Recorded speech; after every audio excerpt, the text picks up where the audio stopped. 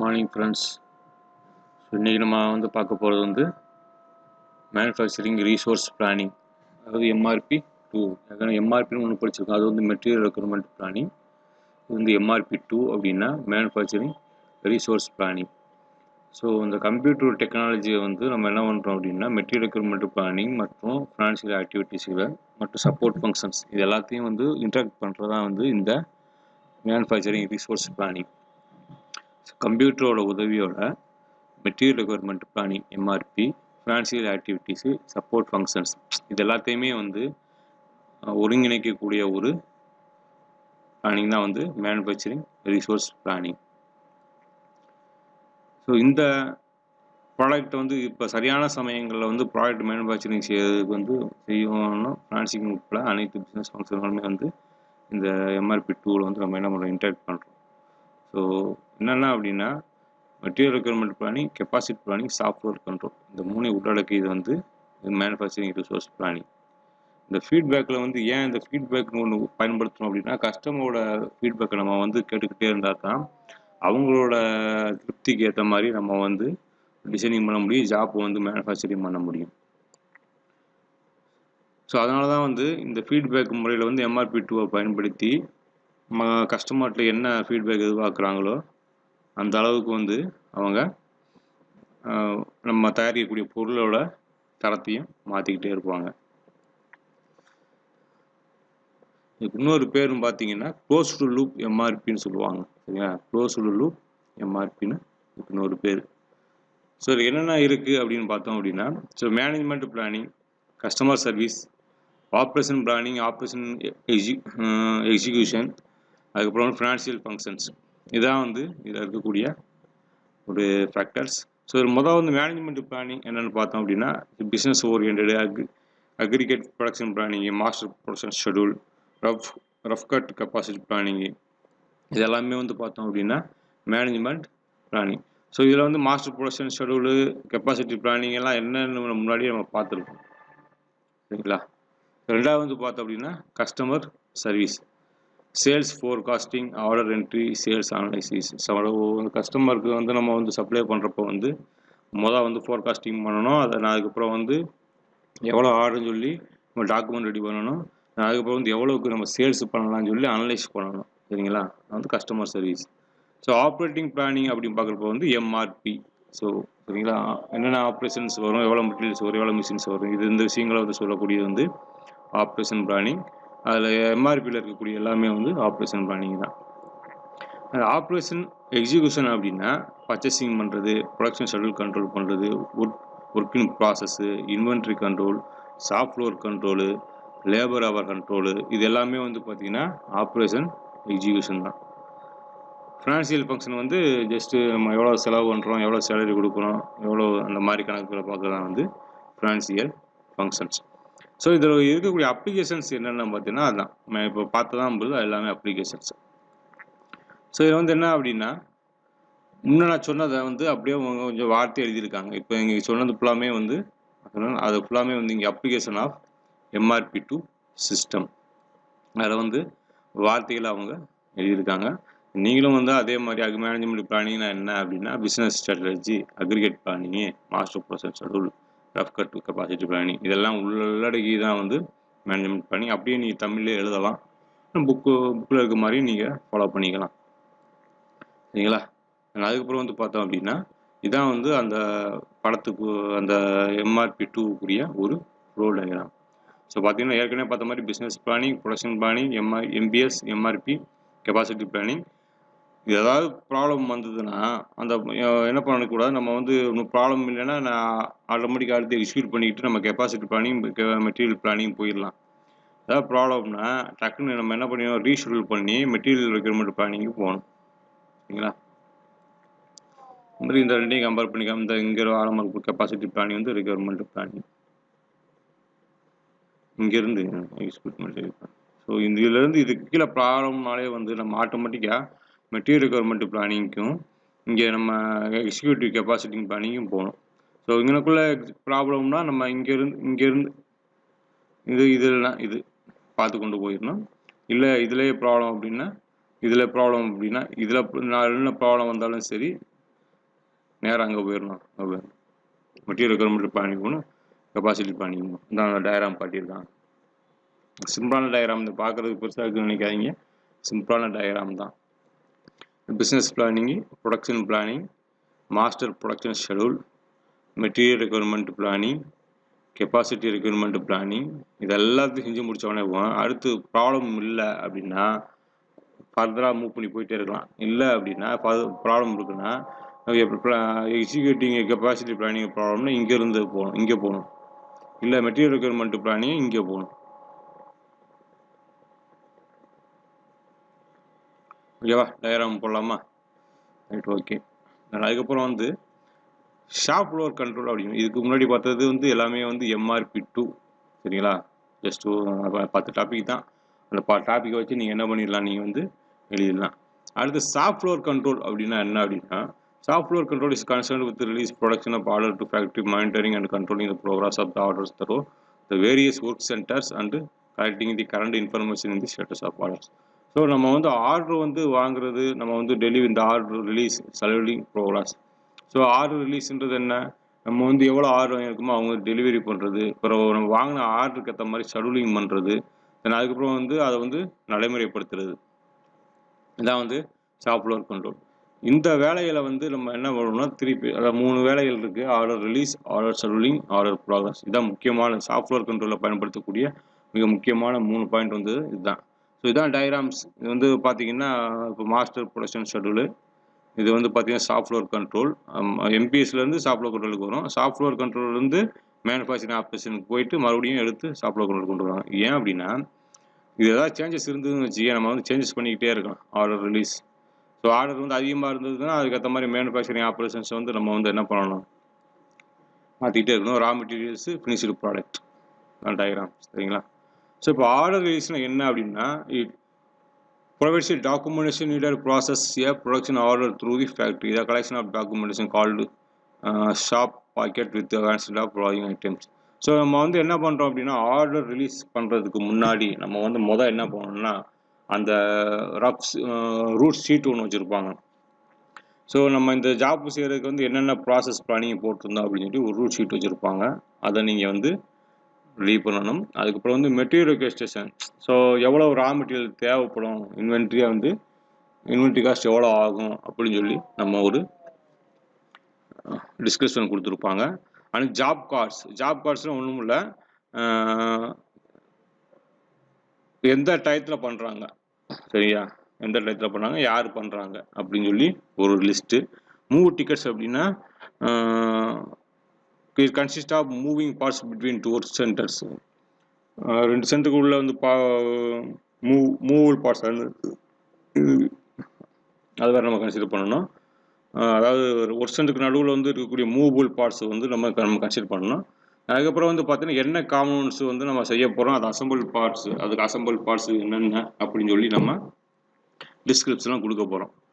முதல் வந்து order release, இதுதான், சரிங்களா? ஆர்டர் ரிலீஸ் இதுதான் நம்ம ஃபாலோ பண்ணணும். தென் அதுக்கப்புறம் இதான் டயக்ராம்ஸ் பார்த்துங்க. இங்கே ஷாப் ஃப்ளோர் கண்ட்ரோல், இதில் order progress, scheduling, order release மூணுமே முக்கியமானது.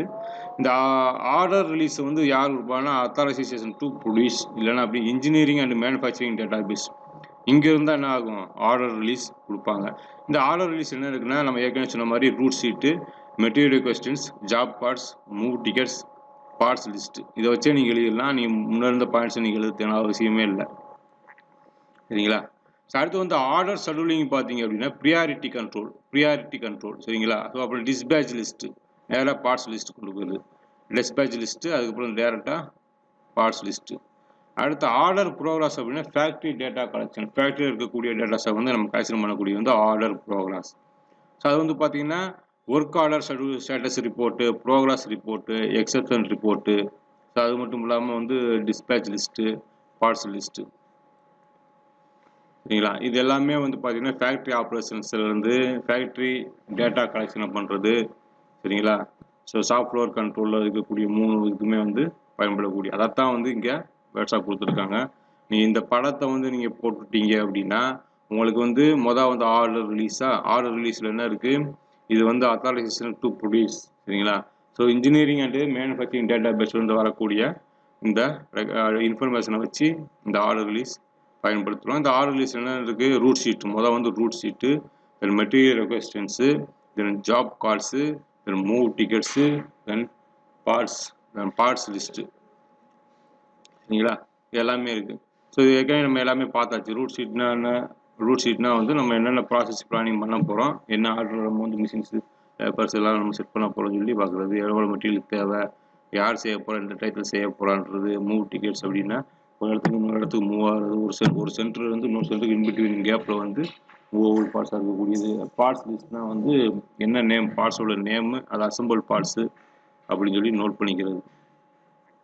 அடுத்து ஆர்டர் ஷெடியூலிங் அப்படின்னா, சரி ரைட் ஆர்டர் வாங்கிட்டோம், அப்புறம் அதுக்கு என்ன ஷெடியூல் போடணும் அப்படின்னா, இந்த வீக்கில் வந்து இவ்வளோ கொடுப்போம் அப்படின்னு சொல்லி ப்ரியாரிட்டி கண்ட்ரோல் வச்சு நம்ம வந்து ஒரு ஆர்டர் ஷெடியூல், டிஸ்பேச் லிஸ்ட் இவ்வளோ கொடுப்போம் சொன்னோன்னே அந்த என்ன பார்ட்ஸை வந்து நீங்கள் அனுப்புறீங்க, டெலிவரி பண்ணுறீங்க சொல்லி பார்ட்ஸ் லிஸ்ட்டு அதை கொடுத்துட வேண்டியது. சரிங்களா?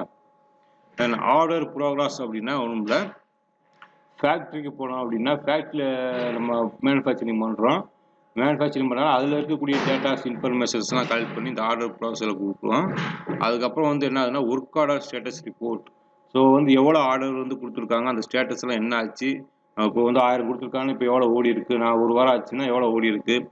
அதுக்கப்புறம் வந்து ப்ரோக்ரஸ் ரிப்போர்ட், என்னென்ன வந்து கம்ப்ளைண்ட் இருக்குது அப்படின்னு சொல்லி பார்க்க போகிறோம். அதுக்கப்புறம் இந்த எக்ஸப்ஷன் ரிப்போர்ட்டு, இது எல்லாமே வந்து ஆர்டர் ப்ரோக்ரஸ் ரிப்போர்ட். சரிங்களா?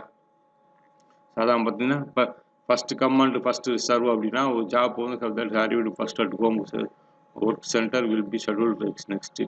மொதல் வந்து எந்த இடத்துக்கு வந்து ஜாப் கொண்டு போகணுமோ அந்த இடத்துக்கு மொதவே நம்ம வந்து என்ன பண்ணிடணும், கொண்டு போய் சேர்த்துடணும். அதுக்கப்புறம் ஷெடியூல் போட்டுக்க வேண்டியது. இந்த ஜாப் அதாவது எப்போ அவங்க கேட்டிருக்காங்களோ அதுக்கு முன்னாடியே நம்ம வந்து நம்ம டெலிவரி பண்ணணும். அதே மாதிரி வந்து நம்ம செய்யக்கூடிய ப்ராசஸிங் டைம் அது வந்து ரொம்ப ஷார்ட்டாக இருக்கணும். சரிங்களா? வந்து ஸ்லாக், இது வந்து least slack time difference between the remaining and until due the process time remaining job. சரிங்களா? அதாவது நம்ம வந்து ஆர்டர் கொடுக்குறோம் அப்படின்னா ஒவ்வொரு ஆர்டருக்கு இன்னொரு ஆர்டருக்கு கேப் வந்து ரிமைனிங் டைம் வந்து டில் டேட் அது வந்து என்ன ஆகிடக்கூடாது, வந்து அதிகமாகிடக்கூடாது. ஸோ லீஸ்ட்டு குறைஞ்ச அளவில் இருக்கணும். அடுத்து ஆர்டர் ஷெடியூலிங். ஆர்டர் ஷெடியூலிங்னா வந்து assigning production orders various work centres இன் தி பிளான்ட். ஸோ என்ன அப்படின்னா ஆர்டர் ஷெடியூலிங் அப்படின்னா நம்ம என்ன ஆர்டர் வாங்கியிருக்கோமோ, என்ன ப்ராசஸ் பிளானிங் ஃபாலோ பண்ணுறோமோ அதுக்கேற்ற மாதிரி ஆர்டர் ஷெடியூலிங் போடணும். சரிங்களா? ஸோ வந்து பார்த்தீங்கன்னா மெஷின் லோடிங்கு, ஜாப் சீக்வன்ஸ், அவ்வளோதான். இது பேஸ் பண்ணி தான் வந்து இந்த ஆர்டர் ஷெடியூலிங் இருக்கும். ஸோ மெஷின் லோடிங் அப்படின்னு பார்க்குறப்ப வந்து என்னென்னா மெஷினில் வந்து லோடு பண்ண ஜாப்பை வந்து லோடு பண்ணுறோம் அப்படின்னா so involve machine the. So ரெண்டாவது வந்து பார்த்தீங்கன்னா sequence priorities are established among the jobs in the tool and the jobs are processed in order their relative priorities.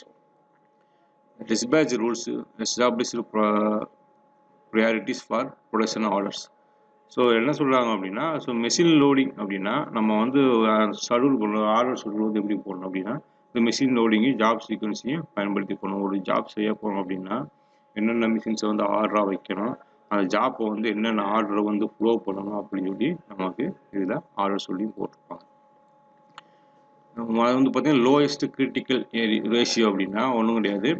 இது வந்து remaining time for the job due to date with remaining process time for the job. இந்த ரெண்டுக்குள்ள ratio தான் வந்து lowest critical ratio. நல்லா பார்த்துங்க, remaining time for the job till the due date with remaining process time for the job. இது வந்து remaining time for the job, இது remaining process time for the job. இது ரெண்டுக்குள்ள ratio தான் வந்து lower critical ratio. Order progress, so வந்து work in progress. அதுக்கப்புறம் வந்து ஃபேக்ட்ரி டேட்டா கலெக்ஷன்ஸ். நான் இருக்கிற அந்த படத்தில் பார்த்த மாதிரி எல்லாமே இந்த டேட்டாஸ் கொடுத்துருக்காங்க. இந்த டேட்டாஸ் எல்லாம் கலெக்ட் பண்ணி நம்ம என்ன பண்ணிக்கலாம், ஆர்டர் ப்ராசஸ் பண்ணலாம். ஏன்னா என்னென்ன இருக்குது அப்படின்னு பார்த்தோம்னா work order status report. So நம்ம வந்து work centre, remaining process time, priority control, இதெல்லாம் வந்து என்ன பண்ணுறோம், நம்ம இதில் வந்து நம்ம ரிப்போர்ட் கொடுக்குறோம். ஸோ ப்ரோக்ரஸ் ரிப்போர்ட்னு ஒன்றும் கிடையாது. சர்டன் பீரியடில் வந்து எவ்வளோ நம்ம வந்து மேனுஃபேக்சரிங் பண்ண முடியுது அப்படின்னு சொல்லி. அடுத்து எக்ஸப்ஷன் ரிப்போர்ட்னா என்ன அப்படின்னா எக்ஸப்ஷன் ரிப்போர்ட்னா production schedule and similar exception informations These reports are useful in production management in making decision and allocation of resource, overtime hours and others capacity issues. So இந்த எக்ஸப்ஷன் ரிப்போர்ட் அப்படின்னா ஒன்றும் கிடையாது. நமக்கு வந்து 8 ஹவர்ஸ் ஒர்க் பண்ணால் போதுமா, இல்லை அப்படின்னா மேற்கொண்டு நம்ம வந்து ஓட்டி கொடுக்கணுமா, இல்லைன்னா வந்து என்ன முடிவு வாங்கலாமா செய்யலாமா அப்படின்னு சொல்லி ஒரு டிசிஷன் எடுக்கக்கூடியதான் வந்து எக்ஸப்ஷன் ரிப்போர்ட்.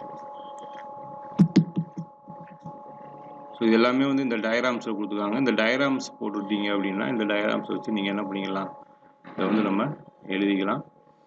ஸோ ஏதாவது டவுட்ஸ் இருந்தால் கேளுங்க. தேங்க்யூ.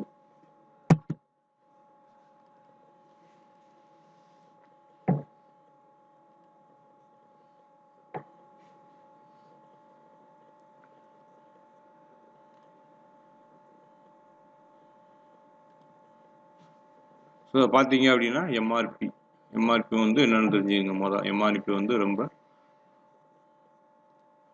சரியான சமயத்தில் வந்து இந்த ஃபங்க்ஷன்ஸை பயன்படுத்தி எம்ஆர்பி வந்து ஒருங்கிணைக்கக்கூடியதாக வந்து எம்ஆர்பி, அதாவது இது வந்து க்ளோஸ் லூப் எம்ஆர்பின்னு சொல்லலாம்.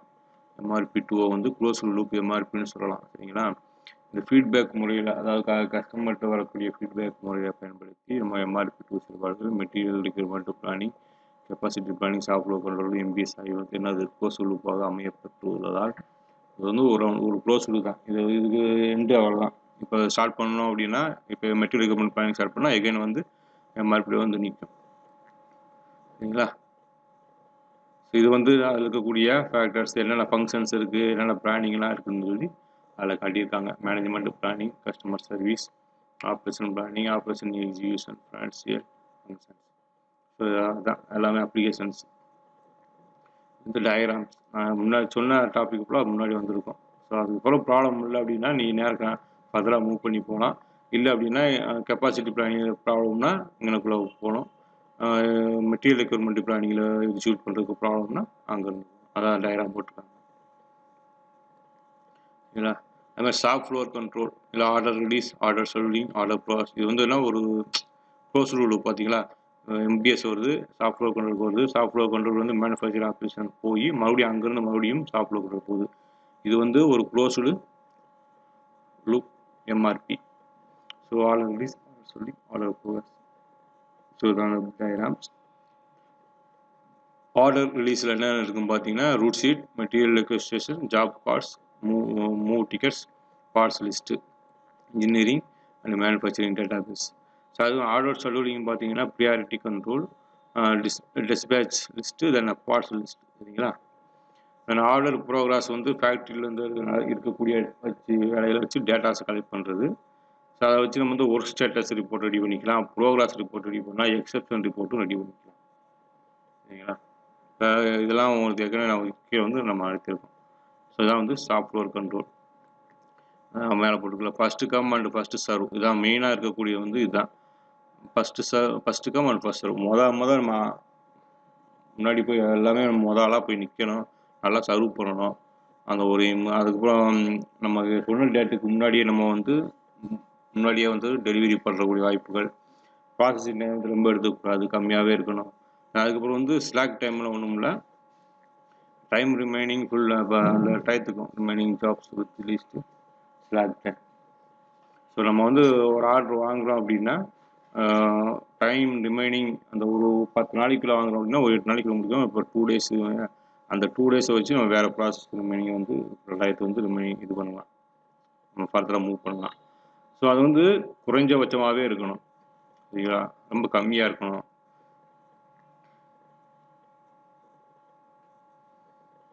அதுக்கப்புறம் ஆர்டர் ஷெட்யூலிங்கு, மிஷின் லோடிங்கும் ஜாப் சீக்வன்ஸையும் பேஸ் பண்ணி இந்த ஆர்டர் ஷெட்யூலிங் வருது. அது வந்து ஆர்டர் ப்ரோக்ரஸ்ஸு, இதில் வந்து பார்த்தீங்கன்னா working progress, factory data collections, இதெல்லாம் இன்ட்ராக்ட் பண்ணக்கூடிய ஒரு விஷயங்கள் தான் வந்து இந்த ஆர்டர் ப்ரோக்ரஸ். ஸோ இது வந்து பார்த்தீங்க அப்படின்னா அதில் என்னென்ன இருக்குதுன்னு பார்த்தோம் அப்படின்னா, இந்த ஆர்டர் ப்ராசஸில் வந்து ஒர்க் ஆர்டர் ஸ்டேட்டஸ் ரிப்போர்ட், நம்ம செய்யக்கூடிய வந்து ஜாப்போட ஆர்டரோட ஸ்டேட்டஸ் வந்து நம்ம எவ்வளோ கொடுத்துருக்காங்க, இப்போ எவ்வளோ செஞ்சுருக்காங்க, எவ்வளோ நாள் ஆகும் அப்படின்னு சொல்லி நம்ம ஒரு கால்குலேஷன் போட்டு வைக்கணும். ஆனால் ப்ரோக்ரஸ் ரிப்போர்ட்டும் ஒன்றும் கிடையாது. சர்டன் பீரியடில் வந்து நம்ம வந்து எவ்வளோ, அதாவது இவ்வளோ ஒரு வாரத்துக்கு வந்து ஒரு 10,000 பண்ணுறோம் அப்படின்னா அப்புறம் அவங்க எவ்வளோ ஆர்டர் கொடுத்துருக்காங்க, எவ்வளோ நாள் ஆகும் அப்படின்னு சொல்லி நம்ம ஒரு ரிப்போர்ட் ரெடி பண்ண வேண்டியது. ஒரு 10க்குள்ளே நான் டெலிவரி பண்ணிடுறோம் அப்படின்னு சொல்லி ரிப்போர்ட் ரெடி பண்ணணும். அதாவது ஒரு 10 தான் லாஸ்ட் டேட் அப்படின்னா கூட ஒரு 2 days எடுத்துக்கலாம். வேலைகள் வந்து வேலைப்பாடு முன்னப்பிலாம் ஆகலாம் அதுக்காண்டி. அடுத்து எக்ஸப்ஷன் பார்த்தீங்கன்னு வச்சுக்கோங்களேன், ஒன்றும் இல்லை. இது வந்து டிசிஷன் எடுக்கிறதுக்கும் நம்ம வந்து ஒர்க்கிங் ஹவர்ஸை வந்து கூட்டலாமா இல்லைனா கெப்பாசிட்டி இப்போ யூனிட் பெருசாக்கலாமா அப்படின்னு சொல்லி ஒரு முடிவு எடுக்கக்கூடியதுக்கு இந்த ரிப்போர்ட் ரொம்பவே பயன்படும். சரிங்களா? ஓகே, இதுதான் வந்து லாஸ்ட் டாபிக்கு இருந்துச்சு.